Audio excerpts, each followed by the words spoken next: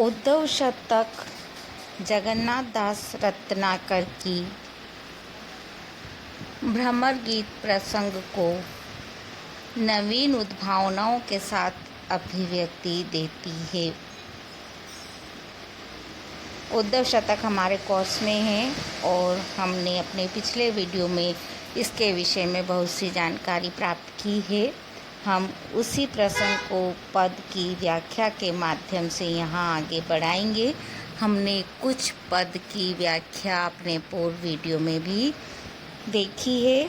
हम उसी प्रसंग को यहाँ पर आगे बढ़ाएंगे। सबसे पहले हम पद देखते हैं और पद के बाद हम प्रसंग की चर्चा करेंगे। जो पद है उनका, जिसकी व्याख्या हम आज यहाँ समझने वाले हैं, वह पद कुछ इस प्रकार है। पांचों तत्व माही एक सत्व की ही सत्ता सत्य, याही तत्व ज्ञान को महत्व श्रुति गायो है। तुम तो विवेक रत्नाकर कहो क्यों पुनि, भेद पंचभौतिक के रूप में रचायो है। गोपिन में आप में वियोग और संयोग हमें एके भाव चाहिए, सचोप ठहरायो है। आपो ही सो आपो को मिलाप व ओ विछो कहा, मोह यह मिथ्या सुख दुख सब ठायो है। हमने प्रसंग के अंतर्गत पहले देखा था कि जब श्री कृष्ण स्नान करने के लिए यमुना के किनारे जाते हैं तो वहाँ एक मुरझाए हुए कमल को बहते देखते हैं तो उन्हें राधा की स्मृति हो आती है। उस स्मृति के कारण उनकी स्थिति वियोग में बड़ी दयनीय हो जाती है। किसी तरह सहारा लेकर वह उद्धव के कंधे को पकड़कर अपने घर आते हैं और दूसरे दिन उद्धव आते हैं। तब किसी तरह कंठ रुद्ध हो जाने पर आंसुओं के माध्यम से, हिचकियों के माध्यम से ब्रज की युवतियों, राधा, ग्वालिन सबके प्रति अपनी भावनाओं को अभिव्यक्ति देते हैं। कृष्ण की ऐसी स्थिति देखकर ज्ञान के गर्व में डूबे हुए उद्धव उन्हें समझाने का प्रयास करते हैं। वह किस प्रकार से समझाते हैं श्री कृष्ण को, इसी सारी बात को यहाँ कवि कहना चाहते हैं। उद्धव श्री कृष्ण को समझाते हुए कहते हैं यहाँ पर, पांचों तत्व माही, इस सृष्टि के जो पांच तत्व है जिनके माध्यम से सृष्टि का निर्माण माना गया है, क्षिति, जल, पावक, गगन और समीर। क्षिति मतलब पृथ्वी, जल मतलब पानी, पावक मतलब अग्नि, गगन मतलब आकाश और समीर अर्थात वायु। इन पांच तत्वों से सृष्टि का निर्माण माना गया है। तो वे यहाँ पर उद्धव श्री कृष्ण से उसी बात को कह रहे हैं। पांचों तत्व माही, इस सृष्टि रचना के प्रतीक पांचों तत्व में एक सत्व की ही सत्ता सत्य, एक ही सत्व, एक ही ईश्वर की सत्ता सत्य है। अर्थात एकमात्र वह ईश्वर ही इन सब पांचों वस्तुओं में सत्य के रूप में विद्यमान है। इन पांचों को पांच रूप में विभेद करने वाला जो तत्व है वही सत्य है और उसी ने विभेद इनका किया है। याही तत्व ज्ञान को महत्व श्रुति गायो। वह कहते हैं इस ज्ञान के तत्व को, अर्थात इस बात को कि वह ईश्वरीय सत्ता एक है और उसी ने पांच अलग अलग भागों में अपनी शक्ति को विभाजित किया है और उसके माध्यम से सृष्टि का निर्माण किया है। श्रुति अर्थात वेदों में इसी ज्ञान के महत्व की चर्चा की गई है, उसी का गान किया गया है। इस तरह से उद्धव श्री कृष्ण को यहाँ समझा रहे हैं। तुम तो विवेक रत्नाकर।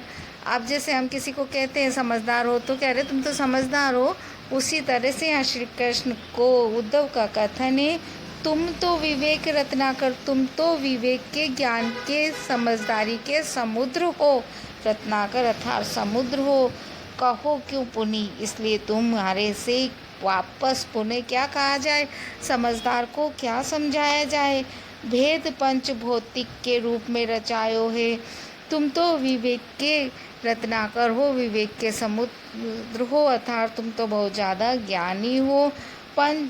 भेद पंच भौतिक के रूप में रचाए हो। तुम तो जानते हो कि इन 5 भौतिक तत्वों के रूप में उसी ईश्वर ने सृष्टि का भेद रचाया है, सृष्टि का निर्माण किया है। इसलिए जब उसी एक सत्य तत्व ने 5 तत्वों में विभाजित करके सृष्टि का निर्माण किया है, तो ऐसी स्थिति में गोपियों में, आप में अर्थात तो स्वयं में वियोग और संयोग में और वियोग की स्थिति हो, चाहे मिलन की संयोग की स्थिति हो, कैसी भी स्थिति हो, प्रिय पास हो या दूर हो, प्रिय में, स्वयं अपने में, सब जगह यदि कोई सत्व तत्व है तो एक ही भाव चाहिए, सचोप ठहराए हुए। वो कहते हैं सचोप अर्थात उल्लास के साथ, प्रसन्नता के साथ ठहराए हो, मतलब विद्यमान है। एक ही भाव चाहिए, एक ही भाव इन सब के अंदर विद्यमान है। हमें इस बात को समझना चाहिए। इस तरह से उद्धव समझा रहे हैं श्री कृष्ण को। आपो हिस्सो आपो को मिलाप ओ विछो कहा। तो ऐसी स्थिति में जब आप में भी वही ईश्वर है, मुझ में भी वही ईश्वर है, सबके अंदर वही विद्यमान है, तब हम वियोग और मिलन की जो बात करते हैं वह सब झूठी है। वह कहते हैं आप ही हूँ सो, आपसे अर्थात स्वयं से ही आपो को अर्थात आपका स्वयं से स्वयं का ही यहाँ पर तो मिलाप होता है, क्योंकि वह एक जो सत्ता है वही सत्ता तो ईश्वरीय सत्ता यहाँ पर सब भौतिक वस्तुओं के रूप में विद्यमान है। इसलिए जितने भी प्राणी हैं, जितनी भी जड़ चेतन है, सब में वही तत्व विद्यमान है, सत्य तत्व। इसलिए यदि कोई किसी से मिलता है तो वह स्वयं वह सत्व तत्व अपने आप से ही मिलता है, और यदि विछोह होता है, बिछुड़ता है, तो वह अपने से ही बिछुड़ता हुआ दिखलाई देता है। मोह या मिथ्या, ऐसी स्थिति में जो मोह की भावना है, लगाव की भावना है, वह मिथ्या है, व्यर्थ है। सुख दुख सब ठाए हुए, सुख और दुख की भावना सब जगह विद्यमान है, और उसका कारण यह मोह ही है। यदि हम इस मोह को छोड़ दें, इस मोह से हम निजात पा लें, तो और इस बात को समझ लें कि एकमात्र सत्य तत्व वह सर्वशक्तिमान ईश्वर है।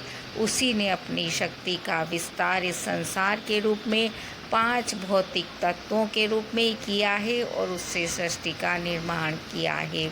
इस तरह से उद्धव ज्ञान की बात के माध्यम से, ज्ञान के तर्कों के माध्यम से श्री कृष्ण के हृदय में विद्यमान गोपियों के प्रति, ब्रजवासियों के प्रति मोह को समाप्त कर उन्हें समझाना चाहते हैं, और कहते हैं मोह मिथ्या है। यह जो प्रेम की भावनाएं, लगाव की भावनाएं, ये सब व्यर्थ है, बेकार है। इस तरह अपने ज्ञान की गर्व को यहाँ पर उद्धव श्री कृष्ण के प्रति अभिव्यक्ति देते हैं। ब्रज भाषा में बड़े सुंदर शब्दों के माध्यम से पंच तत्व की महिमा को, इस सृष्टि के निर्माण को, इस सृष्टि की वास्तविकता को, उस ईश्वरीय तत्व के सत्य को समझाने का कवि ने यहाँ प्रयास किया है। हम शेष व्याख्याएं अगले वीडियो में क्रमवार समझते रहेंगे। आप इस वीडियो के माध्यम से व्याख्या को समझें, अपने मित्रों को शेयर करें, और साथ ही लाइक भी अवश्य करें।